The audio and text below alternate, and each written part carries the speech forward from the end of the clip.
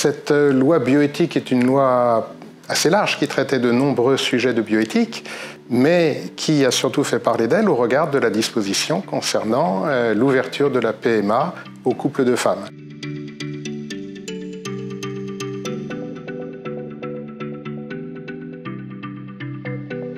Je m'appelle Pierre Daupetin, je suis notaire et j'écris également des essais qui traitent de l'évolution des lois qui touchent à la famille et que je mets en parallèle avec l'évolution de la société en général. D'abord, c'est un sujet qui a quand même été très médiatisé. Le notaire se trouve, bien sûr pas sous l'angle médical, mais sous l'angle juridique, vraiment aux premières loges pour mettre en application sous l'angle juridique tous les enjeux que la question d'une PMA avec un tiers donneur vient poser. C'est vrai que qui dit PMA ne dit pas notaire, mais qui dit PMA avec tiers donneur pose des questions au regard de la filiation pour bien distinguer le fait que, certes, il y a un donneur, mais qu'aucune filiation ne pourra être établie entre l'enfant qui naîtra et ce donneur, mais également qu'il y aura au sein du couple un parent qui ne sera pas le parent biologique de l'enfant. Et donc toutes ces questions-là posent des problèmes, ou des questions tout au moins, que le notaire invitera les futurs parents à considérer en les recevant dans un acte qu'on appelle un acte de consentement à PMA avec tiers donneur, qui est l'occasion justement pour le notaire d'expliquer aux futurs parents tous ces enjeux au regard de la filiation.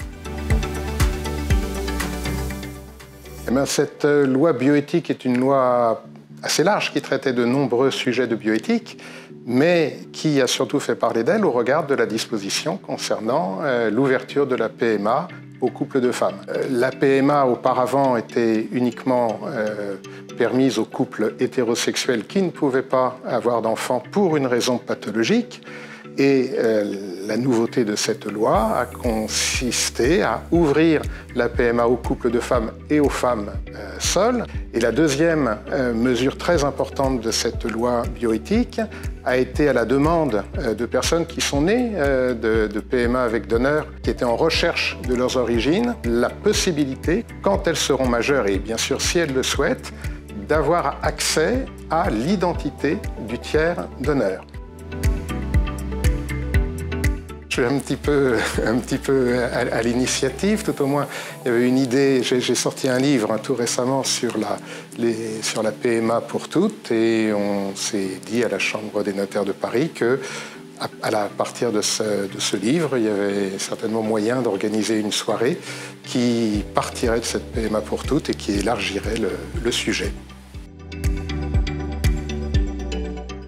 Alors la soirée s'organisera en deux temps. Dans un premier temps, et avec Patrick Lelon, qui a longtemps tenu une chronique juridique à France Info, j'évoquerai avec lui justement tous les enjeux de la PMA pour toutes. Et puis en deuxième partie de soirée, et cette fois avec Thomas Legrand, que tout le monde connaît, avec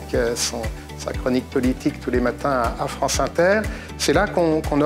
quittera un peu la PMA, on en parlera bien sûr, puisque c'est la dernière loi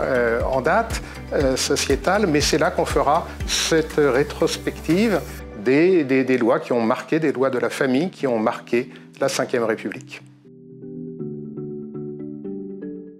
Donc je suis Pierre Daupetin et je vous donne tous rendez-vous le 23 juin à la Chambre des notaires de Paris en présentiel ou devant votre ordinateur, puisque la soirée peut également être regardée en direct chez soi.